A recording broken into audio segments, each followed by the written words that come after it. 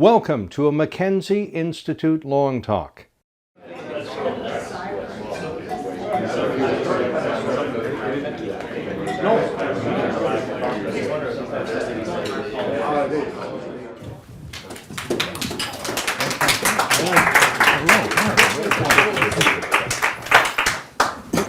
Funny. What I was going to do is I have a decibel meter on my phone, and I was going to measure the applause for me versus for Steve. But it all came out at the same time. Yeah, but that saved me some embarrassment, and it was going to illustrate why I hate being out in public with Steve, because he is beloved. Settle down. At restaurants, people want to take a picture with him. He takes a picture with them, and I barely get to eat. So, welcome. Steve and I have been rehearsing all week, and that is not true. Tell him the truth. I'm no longer a journalist. I don't have anything to necessarily do with the truth. I don't know what's coming here. We've not practiced this at all. I have no idea what he's going to ask. But can I say one thing before we start? Am I allowed to do that? I don't think I could stop you. First of all, let me thank all of you for coming tonight. It's really delightful to see so many familiar faces, and actually some rather unfamiliar faces as well. And it would be wrong of me not to acknowledge that he knows it's coming. I haven't told him it's coming, but he knows it's coming. The third longest serving MPP in Ontario history is with us tonight. Jim Bradley, good to see you again tonight as well.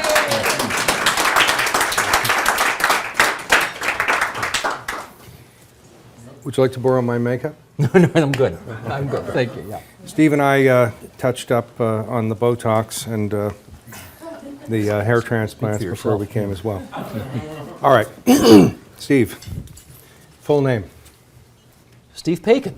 No middle name? No first name? Yeah. Okay. Stephen Hillel Paikin. Hillel. Yeah.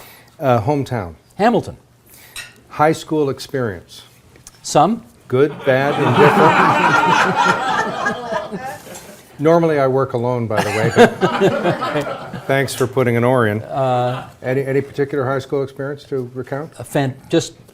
Fantastic. I grew up in Hamilton on the mountain, went to Hillfield Strathallan College all the way from kindergarten to grade 13. One school all the way through. And an absolutely joyous occasion. I have friends from kindergarten that I still get together with. We've known each other for 53 and a half years. And it's just wonderful. So yes, high school was great. Post-secondary? This place, University of Toronto, Victoria College, and Boston University, Boston, Massachusetts. Major at U of T? Didn't have one. Back then, this is now 40 years ago, back then you could do like the bottom of the barrel, 3-year general arts BA. That's what I got at U of T. And Boston U? Master's in broadcast journalism. Why Boston?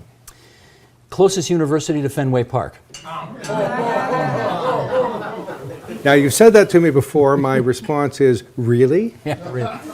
The truth of the matter is, I became a massive Red Sox fan in 1975 before the Blue Jays were even born. And as a result, when it came time, I figured I wanted to live in Southern Ontario, and I figured I would try a 1-year adventure for post-secondary. And I just thought, this is my chance to go to a lot of Red Sox games. So, why journalism? That happened as a result of my first week at U of T in August 1978, where I went to Hart House, I guess, just up the street here. Everybody knows Hart House here? Yes, indeed. And walked in there, and it was clubs night. This is before classes had even started. It was sort of orientation week. And I walked in, and I saw there's the debate club, and the chess club, and the photography club, and the archery club, and there's a table for University of Toronto radio. And I kid you not, Alan, a light just went on. And I walked up to the guys at that table, and I said, do you have anybody who does play-by-play for the Varsity Blues hockey or football? And they said, no. And I said, could I do it? And they said, sure. And that's how it started. And I ended up being, I did the play-by-play. A color commentator was a guy named Michael Landsberg. Been on TSN for 25 years. And we were horrible, but we enjoyed ourselves. Yeah. Siblings? One brother, one younger brother. Children. Yes. 3 boys and a girl. Sentence on each. Okay, Zach is 26, doing his PhD at the University of Kent right now in England. Henry is 24. He is digital communications guy, speechwriter for the Senate in Ottawa. Not for any particular senator, but for the Senate as an institution. Teddy is 20, third year Utrecht University in Holland. And Julia, my baby, is 14 and going to North Toronto, grade 9, first year high school. Spouse. Francesca Grosso. She deserves a sentence too. She does. Born in Rome, came to Sudbury when she was 12, from a very connected family in Italy, where they could trace their lineage back to the 12th century. Her great uncle was chief of staff to Pope Pius XII. When politicians and business figures were getting assassinated in the Italy of the 1970s, her father said, "That's it, we're out of here." And he moved the family, if you can imagine, from Rome to Sudbury, where my mother-in-law is from. Natural. Well, you know what? He made the best of it. He came over here at the age of, I guess he was 40. He was a doctor, didn't speak English, learned the language, had to recertify for all of his medical credentials, and made Sudbury great. You know, he helped establish a Philharmonic Orchestra in Sudbury. He was chairman of the board of Laurentian University. He was chief of staff of the Sudbury General Hospital, vice consul for the Italian government in Sudbury. He really engaged to try to make Sudbury not what everybody thought it was at the time. Now, what is with you and your fixation with Johnny Carson? Okay. It's a weird thing because usually when you ask a journalist, who do you admire that may have got you interested in journalism? And my answer is just not, it's not Huntley Brinkley, it's not John Chancellor, it's not Peter Jennings, it's Johnny Carson. Because for some strange reason, when I was 13, my grandparents bought me a TV set for my birthday. And I used to watch The Tonight Show every night before going to bed. I mean, every night. And I just became a massive Carson fan. And I think the way he actually interviewed people was fantastic and stands up. And I think, if it's not too ridiculous to say, I think I sometimes try to channel or emulate him just in the way he did things. For those who haven't read every page of Steve's book on Bill Davis, Johnny Carson is mentioned in an honorable way. Well, because Mr. Davis tried to become Johnny Carson, I won't say as well, because I'm not trying to become him, but there was a point in Mr. Davis's life where he sort of morphed from shy, technocratic, cigar-smoking, wise guy to kind of pipe-smoking, very comfortable in his own skin, channeling Johnny Carson and making funny speeches all the time. But it does take a certain sense of security for a serious journalist who has serious conversations 4 or 5 hours a week, some of which are on TV, to admit to the admiration of Johnny Carson. He was a great performer. Well, you got to remember, Johnny Carson back in the day used to have people like, Ayn Rand on his show. And, very serious, the kinds of guests you would never see on late night television anymore, maybe save and except for the Daily Show. Back then you could have a movie star on. Listen, I'm telling you, you know all about this, of course. You could have a movie star on, but you could also have a public intellectual on as well. And those days are gone, pretty much. But he could interview Kirk Douglas as well as he could interview Orson Welles or, the Secretary of State. For those who may not know, television does not either attract or develop very nice people. There have been maybe 3 or 4 who've worked in Canadian television. Steve is, of course, one of them. I've asked you this in private at lunch, I'm sure you remember, so I'll ask you in public. Either you're an Academy Award-winning actor or you're actually a nice guy. Now, which is it? I'm not sure that's for me to answer. I think that's for others to answer. I like to think I am, but I think at the risk of being a tad awkward here, I think every interaction I've had with almost everybody in the world has been good, with one notable exception these days. And I'll just leave it there. I don't know what you're referring to. Sure. Could you recount the story of the news conference at which we probably met 35 years ago? Am I allowed to use profanity? Yes, it's preferred. Mel Lastman was the mayor of North York. He's going to turn 85 in a couple of weeks, actually. You worked for Mel Lastman, executive assistant? Yes. The planning commissioner in North York was in trouble. It had emerged on the front page of the Globe and Mail that he had perhaps taken some money to help him buy a house from a prominent developer in North York, and that was at the very least a bit of a conflict of interest, and maybe more than that. And it was unusual. I was a reporter at the time, and it would have been unusual for reporters to cover North York City Council. But that day, there were probably 25 of us who showed up to cover this particular North York City Council because we wanted to scrum the mayor on his planning commissioner. I was so happy to see them. The city council meeting ended. The scrum descended on Mayor Lastman, the likes of which I haven't seen too many of. And the questions just started coming, like bam, ba-bam, ba-bam, right after him. And eventually, after about 5 minutes of really heavy-hitting questions, somebody, I think it was a reporter from the Globe and Mail, said to the mayor, "Do you intend to resign over this matter?" And Lastman just broke out laughing. And he just looked at everybody and he said, "Are you out of your fucking mind?" Now, just to show you how different things are today, we would all, of course, lead with that. Back then, nobody used it. Now, we're talking 30 years ago or more, 35 years ago, probably. Nobody used it back then because we knew Mel was kidding, and I guess, you know... He wasn't kidding. He wasn't going to resign. Well, he wasn't kidding, but we knew that the use of that kind of language might get him in trouble if we used it, so nobody used it. I mean, it was just a different time. Now, the other half of the story, forgive me, this is Steve's night, of course, but I was in the shower at Pape and Danforth, not on the corner. I was in my home, and my wife, who's a national newscaster with the CBC, the beloved Lorna Jackson, said, "Someone's taken some money from somebody in North York and it's on the news." And I towel off and I said, "Well, who took the money from who?" Well, she didn't know. I mean, when you're at home and off duty, you don't know any more than anybody else, and nobody's listening to the radio closely.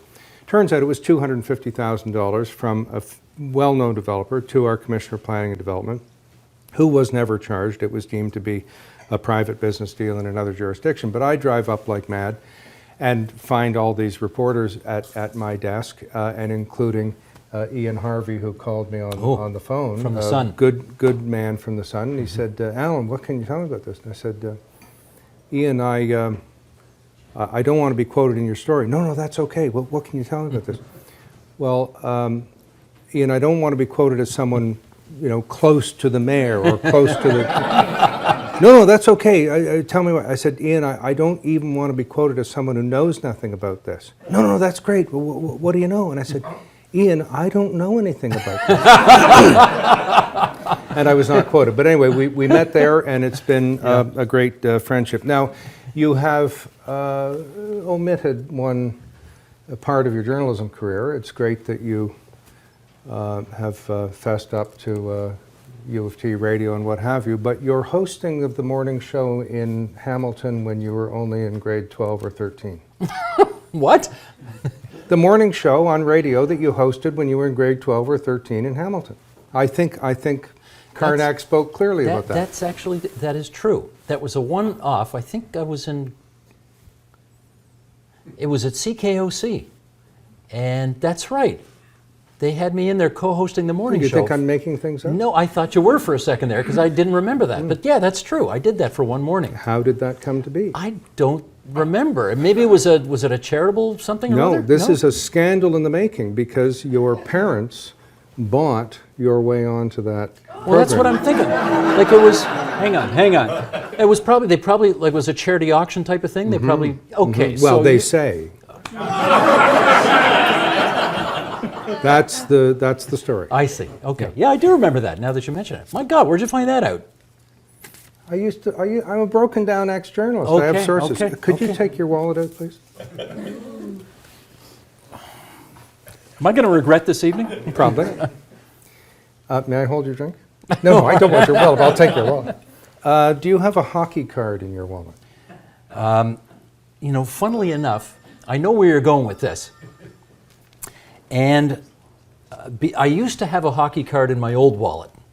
But then I got a smaller wallet, and the hockey card to keep it in here would be bent. You should have come to rehearsals. But I know where you're going on this. Do you want me to tell this story? I want to know why a man of your age, up until when, Well, just a few years ago. carried a hockey card in his wallet. Okay, well, here's the story. Okay, this is a bit involved, so I'm going to try and get through this quickly. When I was about 10 years old, and my brother was about 8, we went to a game at Maple Leaf Gardens. And we were right up against the glass for warm-ups to watch the guys warm up. And an usher came along and shooed us away, but left all the adults in place. And my mother watched this, and my mother is the kind of person who just absolutely takes no crap from anybody, including her kids. But she saw this as somehow unfair. She wrote Stan Abodiak a letter. He was the PR director for the Maple Leafs. And she said, you know, you shooed my kids out of the way, but left all these other adults there. That doesn't seem fair to us.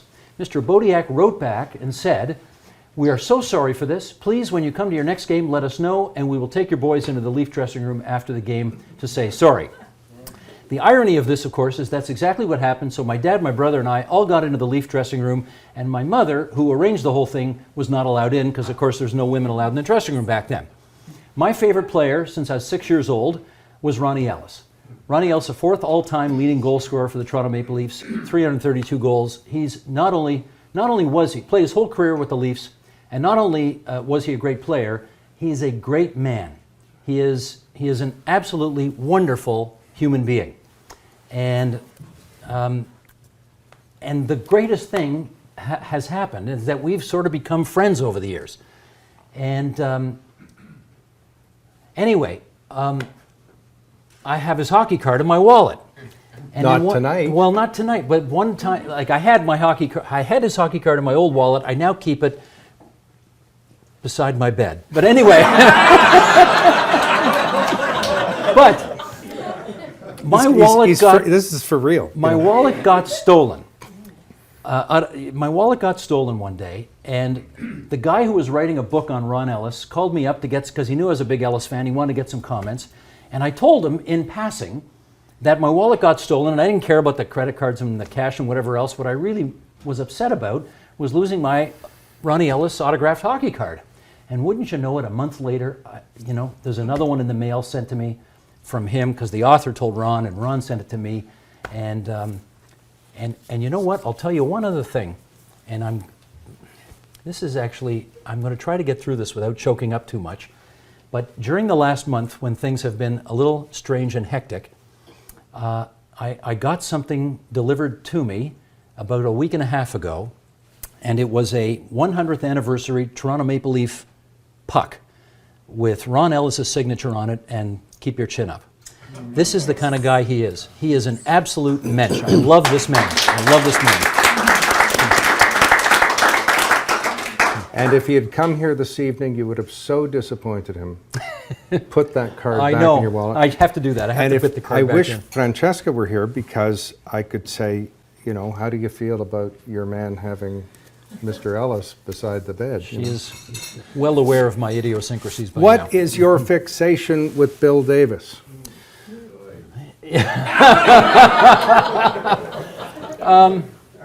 Fixation. I don't know if I have a fixation. I'm interested that I think the people who... There is no one in Montreal writing a 400-page bio of Camillien Oud.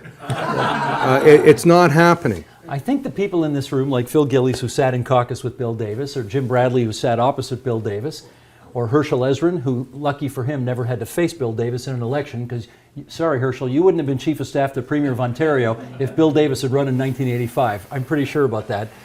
I covered his last government as a reporter, his 4th term, and And I don't know, you look at every premier since Bill Davis, he left at 50% in the polls. He left the party, I think, in relatively good shape. Had he run again, he would have won a 5th consecutive election. He's the last unambiguously popular, respected premier we have had. Every other premier since him, and we'll see what happens with Kathleen Wynne in June, but every other premier since him, it's been, don't let the door hit you on the ass on the way out. You know, Bill Davis is 88 and a half years old and still, to this day, pretty highly respected and admired. And there is much that we see in this province today that we can thank his and John Robarts' good judgment for, starting with lots of universities and the college system and OISE and nuclear power and GO Transit and TVO. What, by the way, for those who can walk in a stealthful manner, the bar is open there.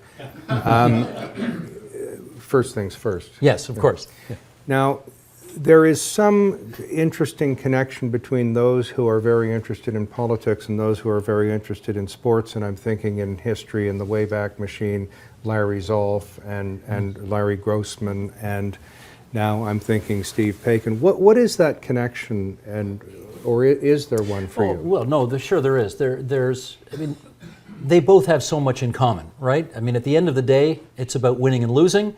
It's about character. It's about teamwork. It's about elbows up in the corner from time to time. It's about sometimes the worst enemies you have are actually on the same team and not on the opposite team. I think the PC party's finding a little bit out about that right now. You know, it's keeping score, it's stats, it's all there. And yet in sport, there isn't all that much at stake. In politics, there is all of our futures at stake. Actually, I would have put it the other way around.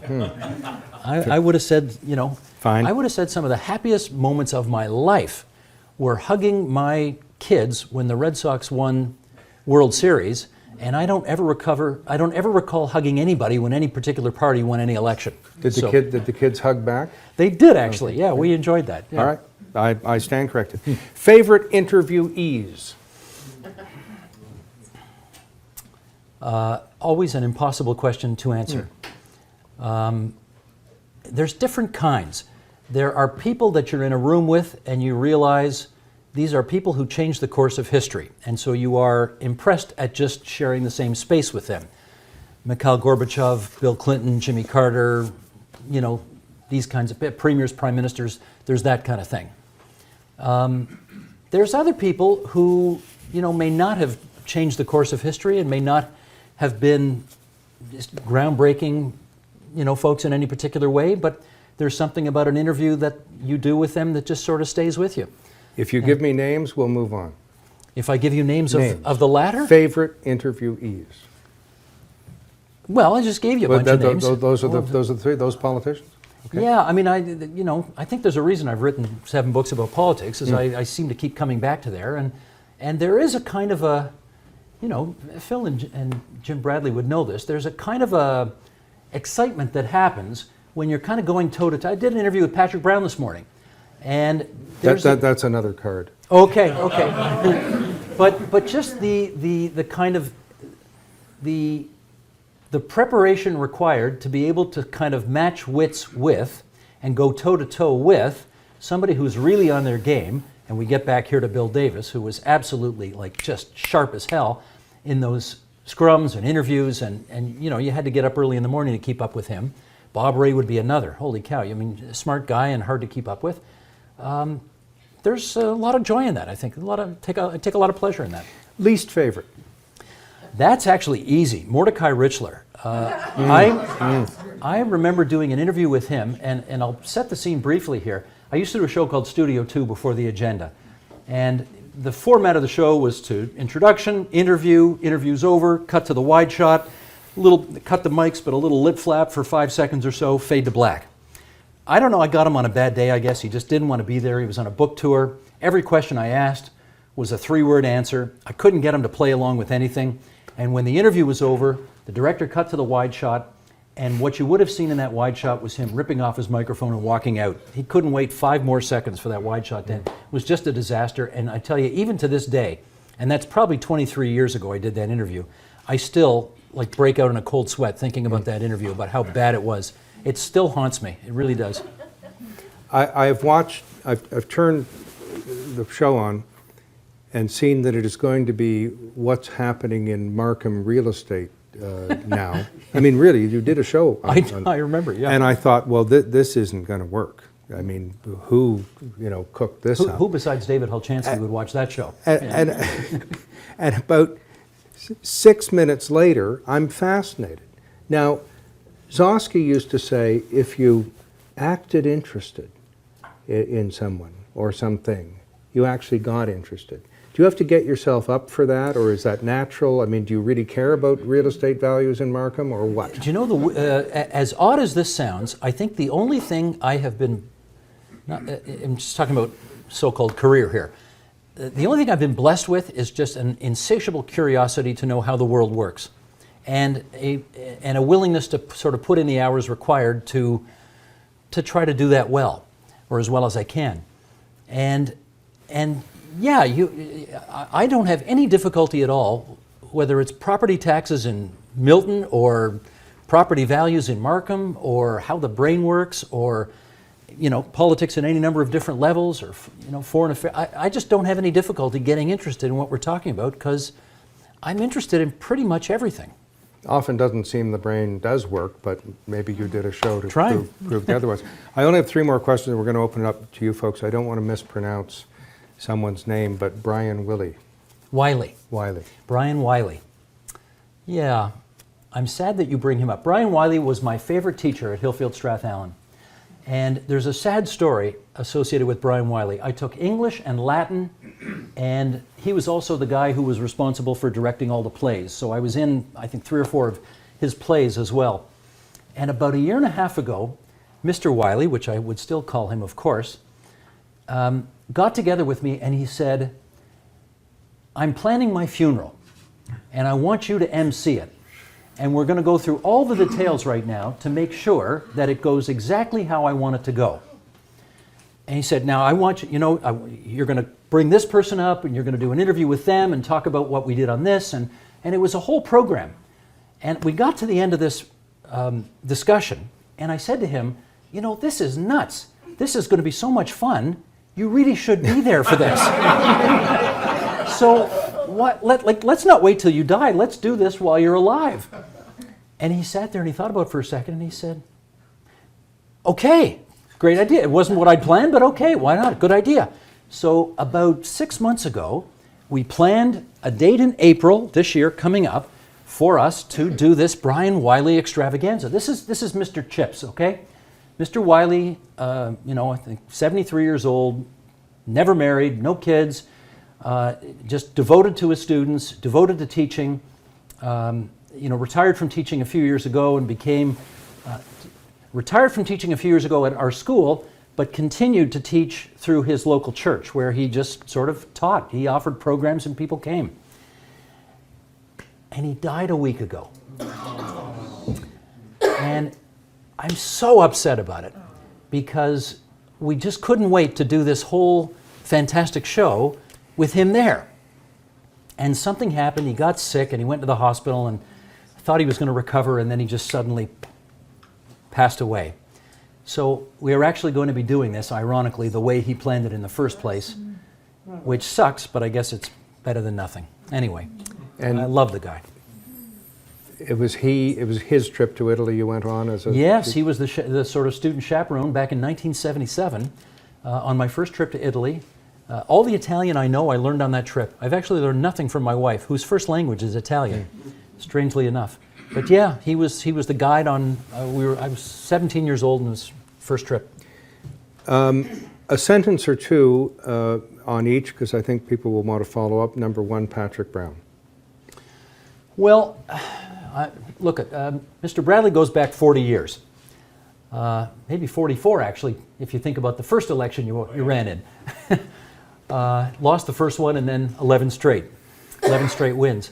I cannot recall a month in Ontario political history like the last month we've just had. I think it's unprecedented.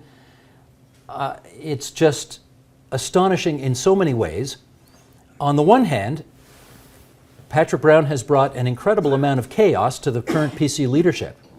On the other hand, he signed up 130 of the 150,000 PC party members, we think, that are eligible to vote in this contest.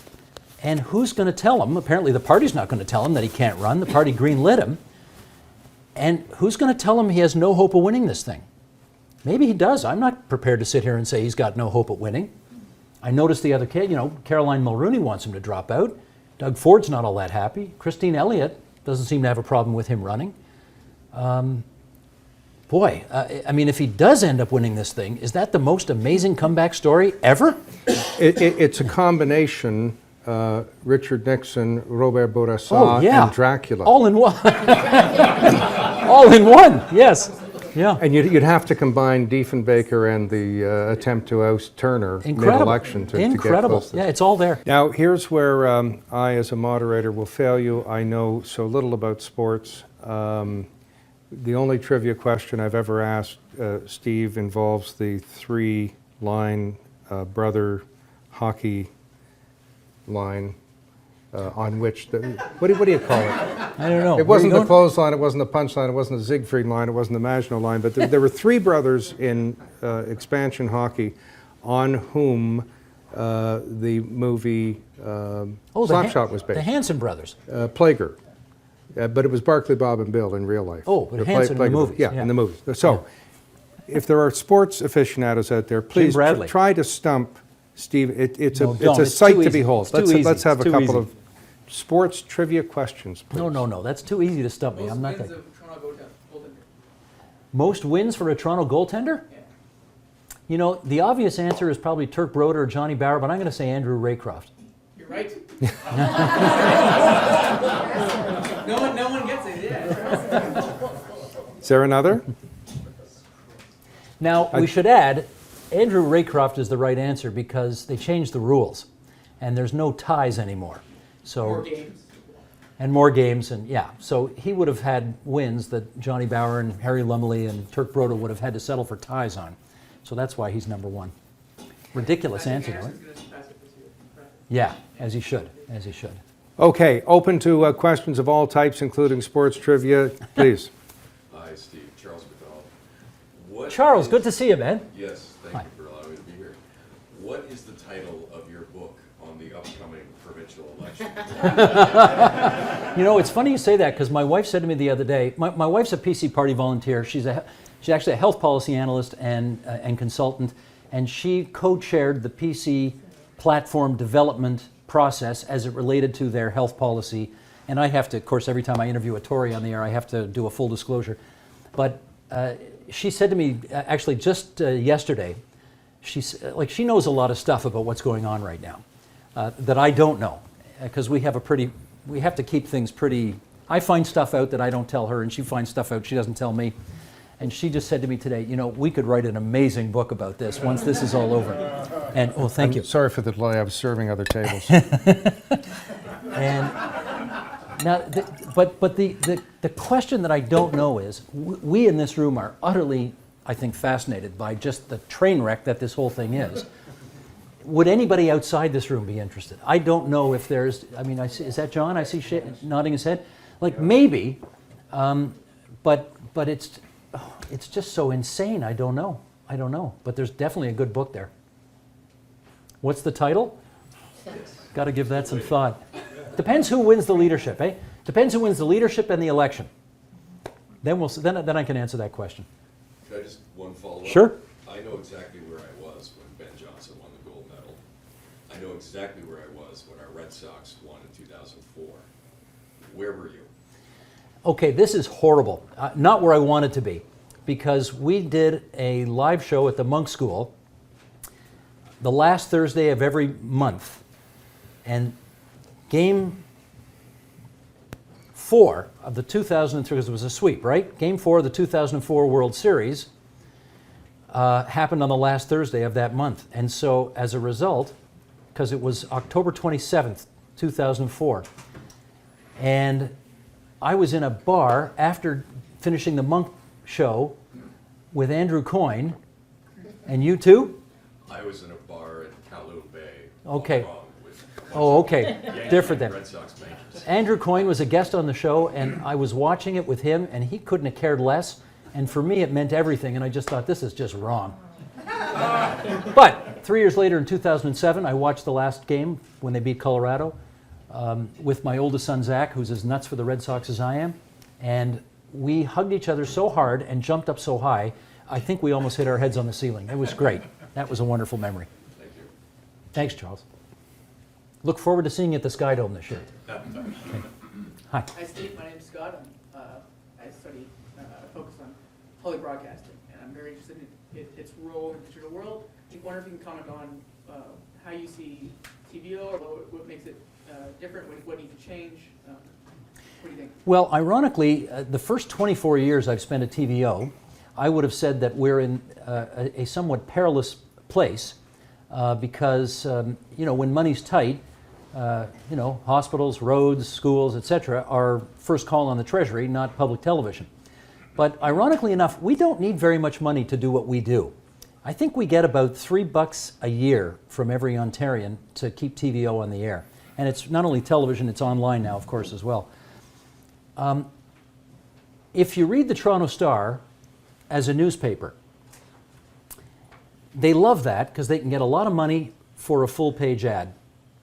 If you migrate over to their website, they get diddly squat for their ads, which means that their readership may be at an all-time high number, and they may go out of business in the next few years. I'm not kidding you. The Star has lost 95% of its book value in the last decade. Micketician at the back is crossing his fingers hoping they go out of business. Absolutely. However, there are, a few hundred really good journalists. Well, I'd say there's a few hundred journalists there. I'd say most of them are really good. John would probably say none of them are any good. No, 4 or 5. That sort of depend on that place for their livelihood. And, I was talking to Michael Cook not too long ago, who's the publisher there, or the editor, whatever, editor there, and he said, we've never done better work, never had more readers. I can't figure out how to make any money doing it.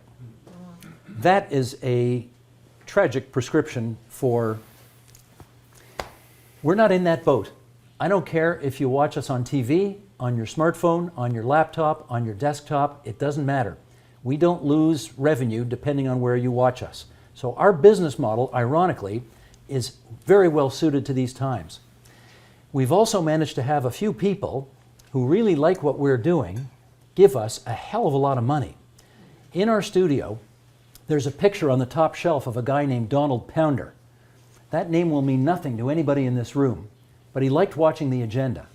And a few years ago, he died and left us $2 million in his will because he thought what we were doing was distinctive enough and worth it that he wanted to help keep it going. Some of you in this room may know the Green family, which also have just given us, I think, $2 million to do the Ontario hubs. As little local newspapers around Ontario shut down, we're sort of moving into these spaces. We've got 4 hubs around the province now, Thunder Bay, Kingston, London, Sudbury, which are trying to cover these areas where there is only a skeletal journalistic staff now of what there used to be. So I like our chances right now, and I think we've got a chance to sort of punch above our weight, that kind of thing. Hi. Hi. I'm really interested in how the media look at public figures, political figures, and what you said about Bill Davis, how there's been no one who's had the respect that he had. And I wondered what you think, how much of that is due to the character of the public figures, and how much of that is due to the way the media cover politicians? It's a really very important question, and the fact is Bill Davis didn't have to deal with 24/7 cable. He didn't have to deal with social media. Back in his day, it was okay for Claire Westcott, his executive assistant, to call up some captain of industry and say, that deal that you want government assistance on? Boy, the Premier would sure love it if you would drop off 100 tickets to the Leaf game tomorrow night for those orphans up at the whatever center. And I'm sure the Premier would really appreciate that. Now today, you'd be busted for, whatever. The rules have changed. Transparency, accountability, all that kind of stuff. Are we better off for all of that? Well, maybe in some respects we are, but in other respects, I think there's, maybe a lot of orphans who aren't going to Leaf games now because the Premier's executive assistant can't, put the squeeze on them a little bit. So let's acknowledge that those were different times, and these are, you know, he's premier for 14 years, which is number 2 all time behind Oliver Mowat. It feels now like 14 years then would be the equivalent to maybe 5 years now. It's just such a hothouse. And first of all, I admire you. Congratulations for having the guts to put your name on a ballot and run for office. That's a good thing. We need good people to do that. But as you will also have seen from the last few weeks, the personal price of a political life these days is astonishingly high. And while Bill Davis was a guy who exemplified, you know, probity in his personal conduct, there were a lot of people on his back benches, and Phil Gillies, I'm sure, could share some stories about some people. You were telling me earlier about the annual Christmas party where some of the caucus show up with their spouses, some of the caucus show up with their mistresses. I mean, that was, and you know, that didn't get reported back then, and it would today. So, I don't know, are we better off for all of this hypervigilance today? Mm-hmm. Some days I don't think so. Yeah. Wendy? Steve, I've always admired your show. It's just fantastic. And I noticed that a couple of years ago, after I guess a show with Sherry Graydon, a lot of the participants changed. A lot more women, a lot more diversity. Can you speak about that a little bit? Sure. Sherry is one of the people who has really helped us up our game there, and it has been probably our top priority. I mean, our top priority is obviously do a good show, but our sort of 1A, 1B priority is to make sure that the guests on the program look like the population that we're serving. And I mean, I know this because we've got people there who crunch the numbers and do the surveys. There is no current affairs show anywhere in North America that has a higher percentage of female guests than ours. And it's important for us to do that. And I'll tell you a little story here. I'll tell you why it's so personally important for me that this be the case. My boss used to be Isabel Bassett. She was the chair and CEO of TVO before Lisa DeWilde and Peter O'Brien, who have the jobs now. And, so one night I wanted to have my boss over for dinner. And she came with Ernie Eves, who was no longer premier at the time, but of course was former premier. And my idol in journalism, a guy who was a mentor to me growing up, a guy named Fraser Kelly, who used to be an anchor here. I invited him and his wife to be there as well. And Isabel Bassett and Fraser Kelly used to co-host a show on Channel 9 many years ago, so I thought it'd be kind of cute to get them together too after all these years. My daughter went out to a movie, I think with one of her brothers that night. And when she came home about 9:30 or something, I said to her, "Julia, I want you to come meet my boss." And she made a beeline for Fraser Kelly. Like without knowing, obviously, who anybody was, she made a beeline for the guy. And I just thought to myself, she's raised in a home where mom and dad clearly are equal partners in things. How does that happen? Why would she automatically do that? And I thought, we've got to make sure that for the young women who are watching our program, that they get to see expertise in something other than a white male package. So that's really what motivates me to ensure that we do this well. And I'm glad you noticed, because this is such a big priority for us. So thank you. At the back. Hey, Steve. Ontario, when we were kids, was the #1 province in the country. It was the biggest province. It was a place to stand, a place to grow. Where's Ontario today? Well, it's still that sometimes, but it's also, of course, the most indebted subnational jurisdiction in the world. And, I do get concerned from time to time that I told you earlier, 2 of my kids are in Europe, and I do wonder if they're ever going to come home. I don't know if they will. And I've got a 3rd kid who's in Ottawa right now, but who's making a lot of noises about joining his brothers overseas. I do get a little worried from time to time that today's debt is tomorrow's taxes on them. And if it becomes too difficult or too expensive to live here, they will not be attracted to come back and live here. The numbers are downright scary some of the time. And this is not a partisan observation in any way, it just is. I don't know that, the biggest deficit in Canadian history was brought in by Stephen Harper's government. So, a lot of it depends on the times in which you govern, and a lot of it depends on, the choices that you make. we are not the massive engine of confederation that we used to be. There's just no two ways about that. We just aren't anymore. And I know some of the numbers out there indicate that in some ways the economy is doing fabulously well. Our unemployment rate is low, our interest rates are low, inflation rate is low. I mean, everything that's supposed to be low is low, except for the debt. But as the Premier herself will tell you, there is a ton of nervousness in some pockets of this province that the wealth is just not being distributed evenly. And that is a cautionary tale. I know we had Michael Adams on the program the other night, and Michael said there just aren't enough angry, unemployed white men here for the Trump phenomenon to happen in the province of Ontario. Now look, he's the pollster. He's done more analytics on this than anybody I know. But having said that, I mean, I wouldn't bet the house that he's right. And we may find out at the PC Leadership Convention how right he is or how wrong he is. Can I ask, just following up on that, I think most people would think that the Tory party is a mess right now. But also, most people think they're probably going to win the election. What's your cut on why that is? Well, it's interesting. I told you my wife's involved with the PC party, and pretty much every morning she says to me, "My God, this is a disaster. We're going to screw it up again." And, I say to her, yeah, maybe you will, but I don't notice in the midst of this entire soap opera, sorry, Jim Bradley, but I don't notice the Liberals' numbers getting any better. I still see that the Premier of Ontario has pretty low approval numbers, and ironically, when they got rid of Brown and the leadership is entirely in flux right now, the PC numbers actually went up. Now, I would remind everybody, polls are not predictive. Polls tell you what people thought yesterday. They don't tell you what people are going to do tomorrow. And campaigns matter. I mean, every day of my life, somebody comes up to me and says, so even with all this craziness, the Tories have got it in the bag, right? And I say, I don't know. Alan, I can see 5 different scenarios in this election. And anybody who thinks that this is a done deal, I just think hasn't been watching politics very carefully for the last 10 years. I mean, we had a party for the first time in 75 years go from 3rd place to 1st place in one parliament in the last federal election.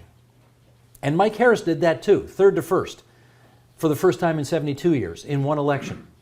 And 2 leaders in the last federal campaign, was it the last one or the one before that? I'm trying to remember now. Ignatieff and Duceppe both lost their seats. 2 leaders lost their seats in one election. I mean, throw the rule book out, right? Like, you just can't. This is not the days, Phil, when you and I grew up and you just knew the Tories were going to win, you just didn't know how. When it was 42 straight years of. Steve, it's actually not unprecedented. We often go up in the polls when we don't have a leader.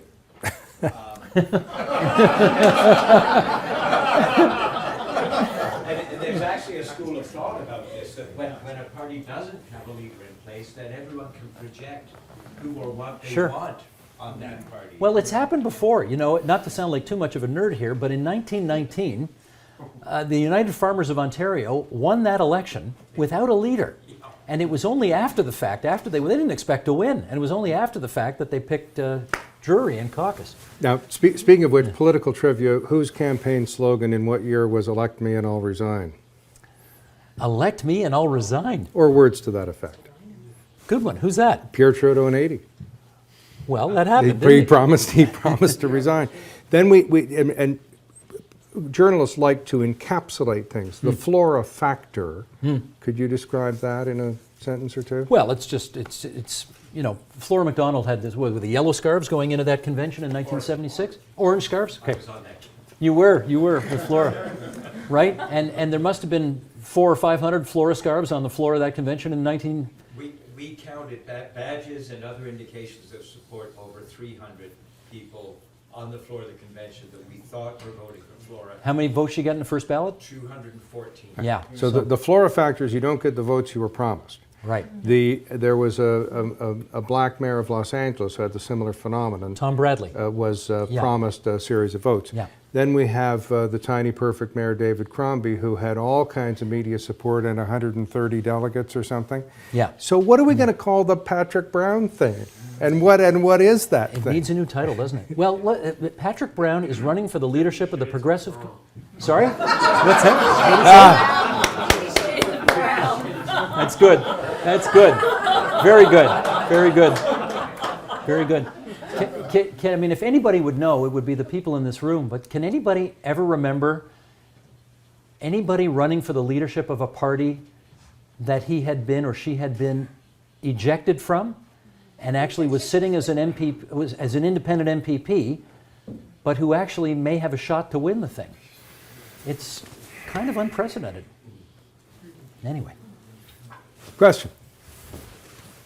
Your book on Robarts, and I don't know if anybody else has had an opportunity to read it, but it is my favorite book. I think I've read this book maybe 4 or 5 times. My question as I was coming down and seeing Robarts' namesake on the library was, if he were alive today, given all the chaos and everything that's happening in the world right in Ontario right now, what would be your 3 questions that you'd ask him today? Oh my gosh. It's a very elementary question, but I'm curious to know what you'd ask him today. Well, if you were alive today, it'd be 101. That's number 1. What would I ask John Robarts if he were alive today? John Robarts, boy, how do I say this? And the camera is rolling. But it's not working. This is just a poor videographer with a hobby, and it might work, it might not.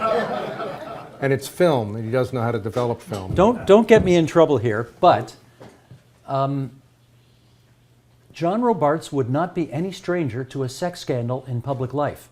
And if you read the book, you will see that he lived his life at the time in a way which no politician today can get away with, as we are plainly seeing. He was a politician. The biggest mistake John Robarts' wife made, Nora, was refusing to move their family to Toronto after he became Prime Minister of Ontario, as the job was then called. That left him alone in the evenings, which was not a good idea.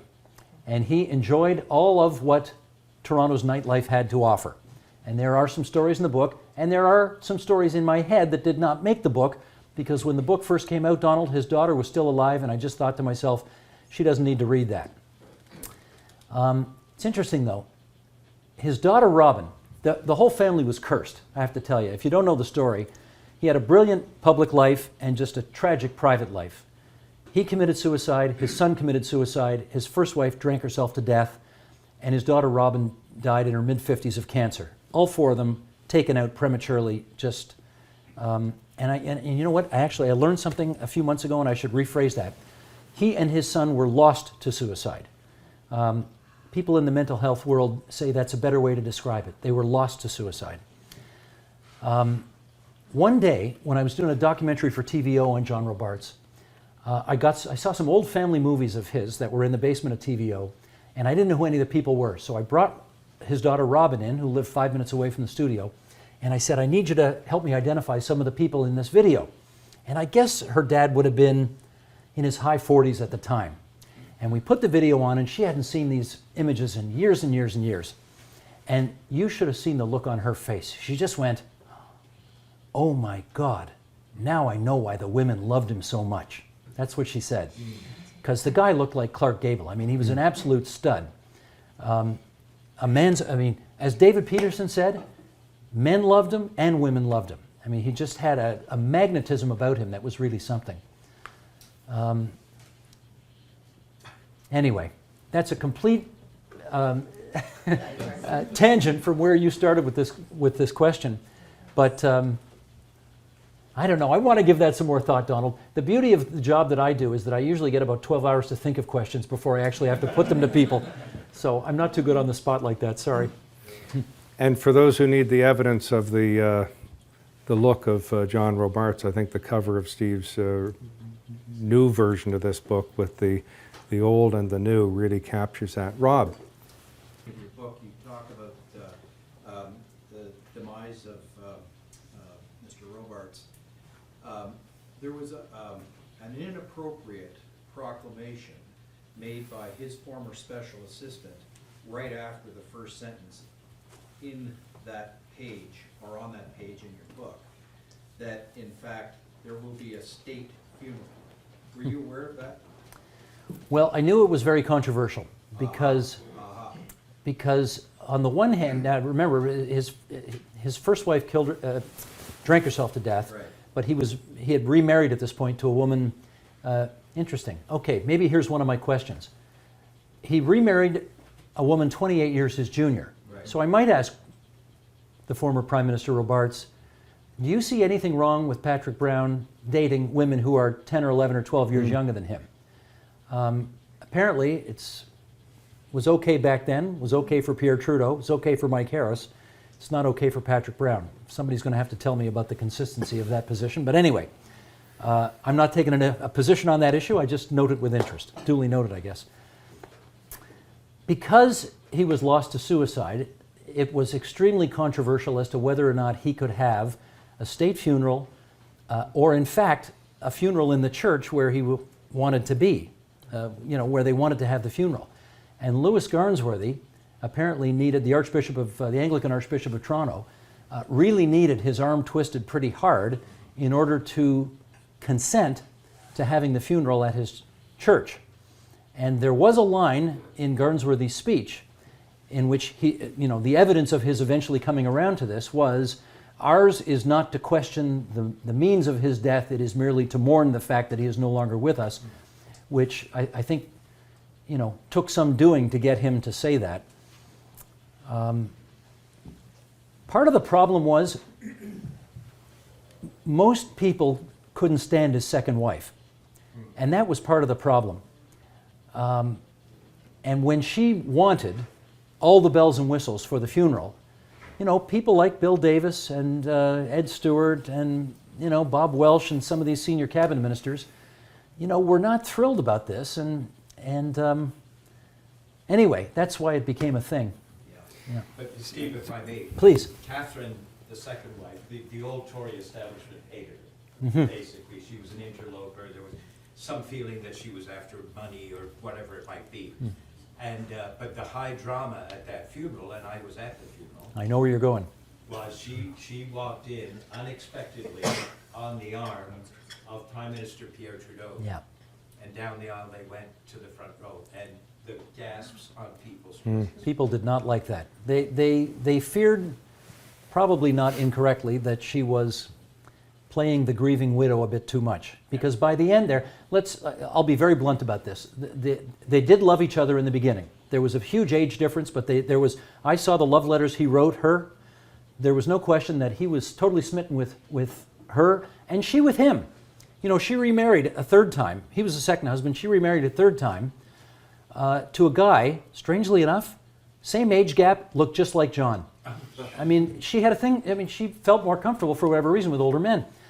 And I have no doubt but that when he was healthy and when they could travel the world together and when she could go to events on his arm and she was young and, he was whatever, in his late 50s and she was in her early 30s or something, or high 20s maybe even at that point, it worked really well. But after his stroke, she didn't sign up to be a nursemaid for a guy who basically couldn't do anything anymore. And at that point, the marriage just totally fell apart. So that was the tragedy. Steve, a small trivia question. My friend of 35 years, Rob Peacock, there in the Davis years, was often mistaken for a senior political aide. Can you guess which one? Rob Peacock was Stand up, mistaken Rob. for a senior political aide? Yeah, stand up, Rob. In which Davis government? Well, the late Davis years. Well, you don't look like John Tory. You don't look you don't look like Hugh Segal. Yes, he was mistaken for Hugh Segal. Really? Phil? You don't look like Hugh Segal. All right, maybe only I did. So it was announced today that Alex Trebek is going to be moderating a debate amongst the candidates for governor of Pennsylvania. Really? Yes. Oh, I didn't hear that. So I'm curious, one, do you see that as a trend line, as a guy who's moderated many sort of debates? And what does Alex need to know to do that job? Nothing from me. Look, I think we saw in the last presidential season in the United States that this has turned into showbiz. It's a complete shit show down there now. They've got audiences in there now who are sort of prompted to cheer and clap and hoot and holler. And you know, I never mind. I think we had an audience at one of the debates that I did, maybe a couple of the debates that I did, but, you know, the audience was told to be respectful and, you know, watch, but you're there to watch, not to participate. We didn't want a freak show. We wanted a respectful, civilized interchange of ideas. No kidding. Well, you know what? I guess it doesn't surprise me. It's just further evidence of the, and this is, you know, he may do a perfectly fine, wonderful job, but it is sort of evidence of the further showbizization of politics down there. I think the Crazy. obvious follow-up question, if I may, is are you going to start giving away money and prizes? Just a thought. No. Yes. We've talked about Ontario politics. We just spoke about American politics briefly. I'm wondering if we can get some of your thoughts on what's going on Parliament Hill, and maybe a specific question about that. What do you think about Jagmeet Singh's decision to not run for a seat? And maybe this even speaks to some of the showbiz type. A lot of people say that he's not ready to seat. He's kind of busy doing other things. Any thoughts on that? Any thoughts on what's going on? Well, I presume he's not running for a seat because he's not sure he can win a seat. And obviously, it would be worse publicity for him to run and lose than just to sort of be out there laboring in the vineyards trying to drum up support as he can. You know, on the one hand, it's a bit of a sign of the times, right? 50 years ago, it would have been impossible. Maybe 25 years ago, it would have been impossible. I mean, think about Brian Mulroney when he first won the leadership of the PC party. He got into Central Nova right away with a by-election.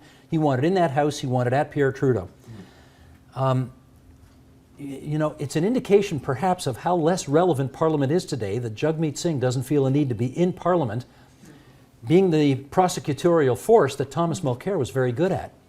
And I mean, that probably tells you a little something about how Canadians view, and maybe how he views, the relevance of being in Parliament as opposed to out there trying to drum up support. Who knows him in this room? Does anybody here know him?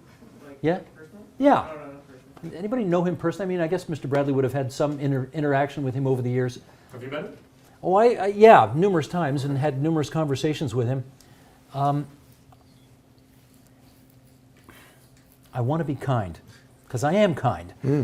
But my sense of him at Queen's Park was that he was a guy who could lead a movement.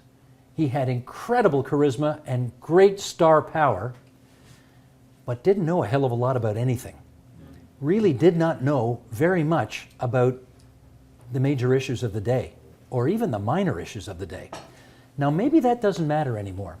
Maybe, and I don't take this as a slam on our current Prime Minister, but I think he did prove in the last election that there is something to being a superstar who can lead a movement and who can get people out to vote, as opposed to necessarily being the smartest guy in the room, which Michael Ignatieff was, but who didn't necessarily connect with people as well.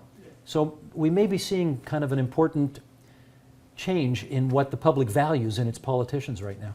Does that speak to the showbiz theme that you just... Absolutely. Yeah, sure does. Yeah, thanks for that, Troy. The club doesn't close until 9 p.m., not 9 a.m., 9 p.m. We're not having breakfast here, but there is time for a few more questions. I have Herschel at his hand, yeah. So, how much do you think fake news can infect Canada? This is something I worry about a lot. And I think we're lucky in one respect, in as much as we have had such an appalling example of it south of the border, and have had exposure to that for the last couple of years, that we're a little more on guard about it here. And hopefully we'll not get, and it's funny, I mean, let me deputize all of you here tonight. When you go home and look at your Facebook pages, and you see that story that you know is impossible to believe, but it's just so cute, you just want to share it with all 5,000 of your friends, don't. Just do me a favor and don't, because somebody will believe it. And we've seen how dangerous that can be in the United States when some poor guy, some poor schmo, believed, because somebody sent him an article on Facebook about it, right, that Hillary was running a child porn ring in the basement of a Washington pizza parlor, and he went down there with a shotgun, and he wanted to kill some people. Yeah, that's great. And if we have a half a red for Steve. Yeah, I know. Hold on Yes, for we are Steve. different. We are different. But you know, I just that kind of thing does frighten me a lot. And I just hope we don't fall into that trap. You know, the thing that, this whole thing started out with Kelly, what's her name, Kellyanne Fitzpatrick? Kellyanne Conway, yeah. She used to be Kellyanne Fitzpatrick. She's now Kellyanne Conway. Making a comment on Meet the Press where she said, you know, well, Chuck, we have alternative facts we want to bring. And I'm actually less worried today about alternative facts and more worried about alternative universes. I think there are just many people in North America who live in alternative universes. And I find that, oh, Enough of that. grazie, signore. Sì, certamente. That's something that's deeply concerning. And I don't want to come across like some, you know, hoity-toity intellectual smartass here saying, you know, you poor folks in Alabama who don't know any better obviously are living in an alternative universe. You know, I get that if, let me put it this way, we seem to have done a much better job in this province and country that when the manufacturing hollowing out took place, we had a lot of things move in to take its place. I note that there are great universities that have gone into some of the downtowns of Brantford, for example, you know, Phil, and you know, for those jobs that have moved out, the public sector has moved in, and I think that has helped prevent some of the alternative universe dystopia that so many people in the United States are feeling nowadays. And you know what? If that's in fact the reason, well, good for us for figuring that out. Bridget attends Wilfrid Laurier at the Brantford campus, and Oh, I okay. taught there, so yes. Hi, Bridge. Of the alternate universe, we currently have a group in Brantford called the Proud Boys, who are, Yep. you know, super against Antifa and very big Donald Trump supporters. Yep. Who have made a big presence in their alternative universe, so it's not completely. You know, it's The interesting. city does look nice, though. Oh, yeah. The Yeah, taking yeah. over of those buildings Absolutely. has done a lot, not for the entire city, Yeah. but a lot of and it. you know, I mean, I have a little role at Laurentian, so I'll put a plug in for Laurentian here. There's a brand new architecture school in downtown Sudbury that I'm telling you is going to absolutely bring that downtown back to life. And if they do the right thing and build an arena downtown instead of way out in the sticks where no one's going to go to it, it's just going to be great for Sudbury. You know, the post-secondary, you know, again, at the risk of tooting Mr. Davis's horn too much here, you know, the college system started 50 years ago with one small campus in an old munitions building, Centennial College, 500 students. And, you know, what Centennial got today?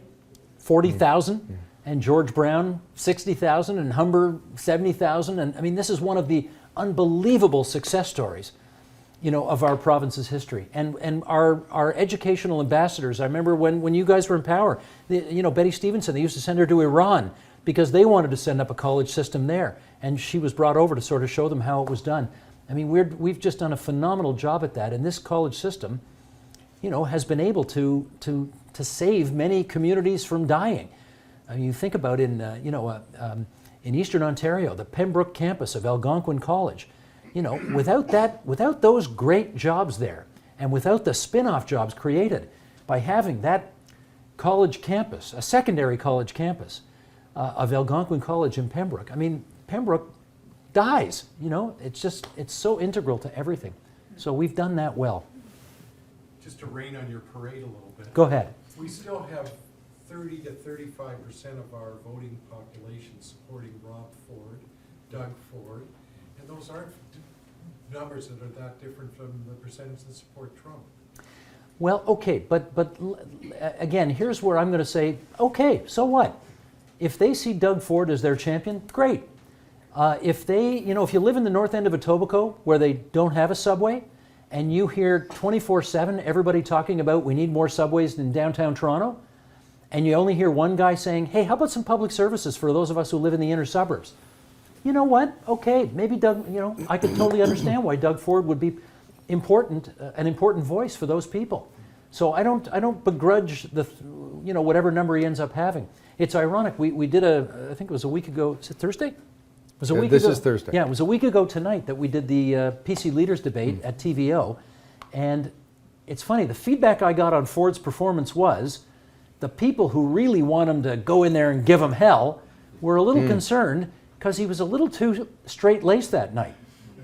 he really wasn't breathing fire that night. And a lot of them were wondering, where the hell did my Doug Ford go? And the people who are terrified of the chaos that the Ford name brings were thinking, he did pretty well that night. And I can tell you from sources which will not be named, who were on the provincial nominations committee that had to greenlight all the leadership candidates, they said Ford did an awesome interview with them. Not just he was okay and he muddled through and we're nervous about him. They said he was awesome. That he acquitted himself well, that he didn't come off like some kind of nut job, that he pledged to be loyal to whoever the leader would be and the platform should he not win. So I'm not going to crap on that 35-37% of the people who think he's their champion. Thank you okay. for the question, and I guess I should confess you look like Hugh Siegel to me too, so it's obviously... He looks like Pat Gossage. He does look like Yeah. Pat Gossage. Everyone, if you could all just look like yourselves, it would be much better. Yes, at the back. Who is Sheldon, and is Sheldon here? Sheldon Osmond is the director of the agenda, and you know what? There's a very stupid little story about this. When I was about 25 years old, covering election night, I think for CBLT, and I was on some regional desk, I forget. I was a bit player on the CBC election night broadcast. I asked for some graphic to come up, and it didn't come up. Or no, I didn't even ask. It was supposed to come up, and it just didn't come up. And so I said the director's name, and I said, Can we get that graphic to come up? Because I've got some numbers in Whitchurch, Stouffville I want to share or whatever. And after I was finished my hit, the floor director came over to me and said, don't you ever dare do that again. You never, ever ask the director directly, to do something, as if the show somehow directs itself. It's all... And I just remember thinking as a 25-year-old kid at the time, that's ridiculous. Everybody knows the show is being directed and everybody knows the graphic isn't coming up, so why don't I just ask if they've got it, and if they don't, what are we going to do about it? Well, and in those days, that so-called breaking the fourth wall was exactly. taboo. Yeah. The only other person that I know who did it was Brian Williams, right? Who the sportscaster at, Yeah. at CBLT at Great the time. Hamiltonian as well. And he used to say, okay, pull that up, folks. Okay, now we got this, and never had a script. But he would poke a hole in the desk while reading his sports with a pen, and he would tell the director, "Okay, change that up, put the next one on," and it involves the audience. So I just never knew why you were not allowed. I never knew why you were not allowed to just ask the director directly, "Do we have this or not?" You got a thing in your ear; he's going to tell you. So Sheldon's the director, and that's why I talked to him. The honorable member Bradley. for St. Catharines. Niagara, St. Catharines, Love Canal. Very good. Two questions, one journalistic, one sports.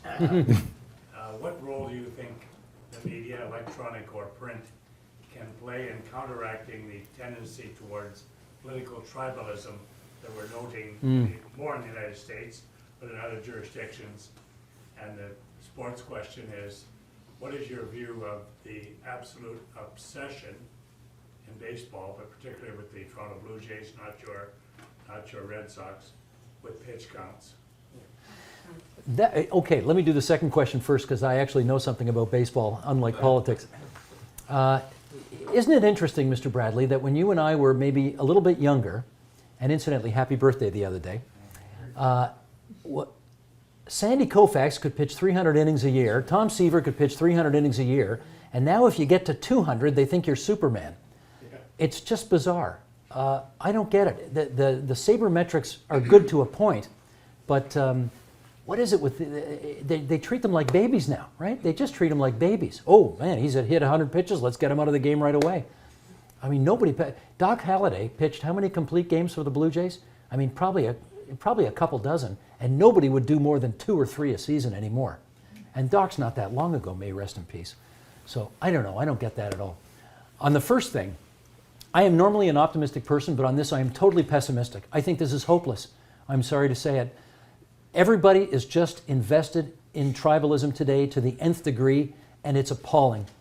And I'll tell you a little Michael Ignatieff story here. I remember him telling me this at 7 o'clock in the morning at the airport in Ottawa, and he's getting his ticket to fly to Toronto, where he represented a constituency. and a Conservative MP is at the next wicket beside him. So, as he recognizes the guy, walks over there, says hello, and he notices the Conservative MP the whole time is going like this while they're having a little chat. 7 in the morning at the airport, just like this. And finally Michael says, what are you looking for? And he says, I just have to make sure there's nobody from the PMO here, because if I'm seen talking to you, it could be the end of my career. Now, that's obscene, folks. That's obscene. I'll give... It's that PMO. Well, you know what? I hope you're right about that, but it seems to me that we've been getting... It seems like we've been getting increasingly tribal as we go along. There's just too much politics of personal destruction. The media feeds on it because presumably it helps sell papers, and it's regrettable. And you know what? If there's one thing, I gotta, sorry, but here we go again. If there's one thing Bill Davis was a master at, particularly in those years from 75 to 81, Mr. Bradley was there for almost all of that, he was not such a hard-bitten ideological person that he couldn't make a deal with Stuart Smith, make a deal with Stephen Lewis.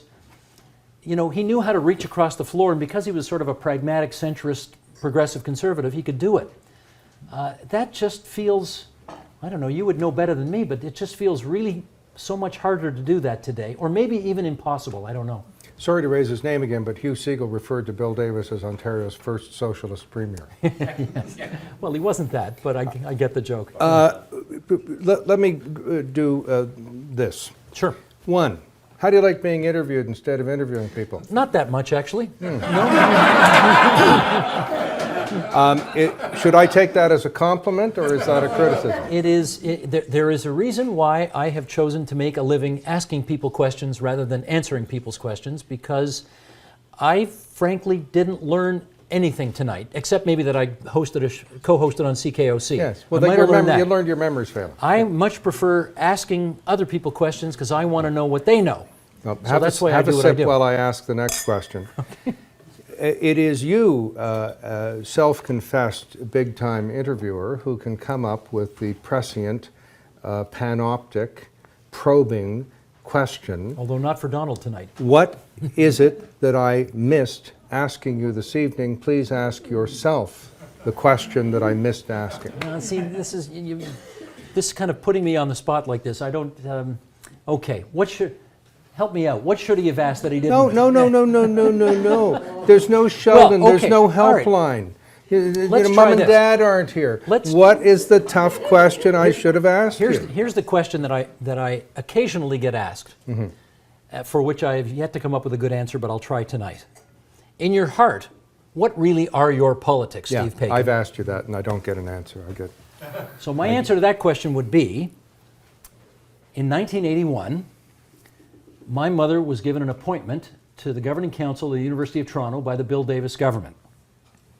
She gave money to the Ontario Liberal Party because Stuart Smith was the leader and he represented a riding in our hometown of Hamilton, and she thought it was important to support a leader in our hometown. And she voted NDP. So, my politics are the same as my mother's. You're confused. Yeah. Okay. Very even-handed. I will take that non-answer as an answer in the tradition of politics. We are going to retire to the bar. We are going to stay here. We're going to mingle. There are going to be questions. But I'm putting this here as the tip jar because Steve is going to play the piano for us. No, I am not. You played last time you were here? It was glorious. No, I didn't. Yes, you played Goodbye Yellow Brick Road. Now, he's not remembering his own regimental history. So if you will... Do not make me play the piano in front of all these people, please. No, please. No, yeah. Could we have... Yeah. There's a tip jar. Now, while Steve saunters over there, just a reminder that there are other... Yeah. Oh, and if there are... And if there are any requests, just write them down on a $10 bill. I only know how to play one thing. Now there are more of Steve's books there as gifts, If you don't have anyone to give one to, you never know. The next one you buy could be a little different than one. So the bar is open. Steve is here. Sing if you wish.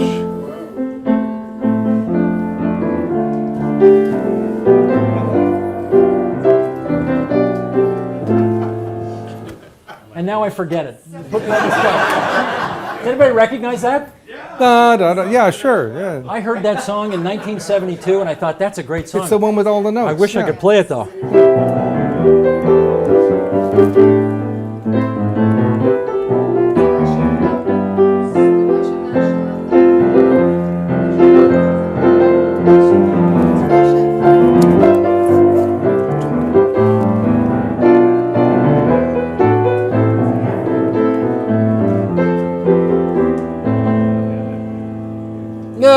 What's next?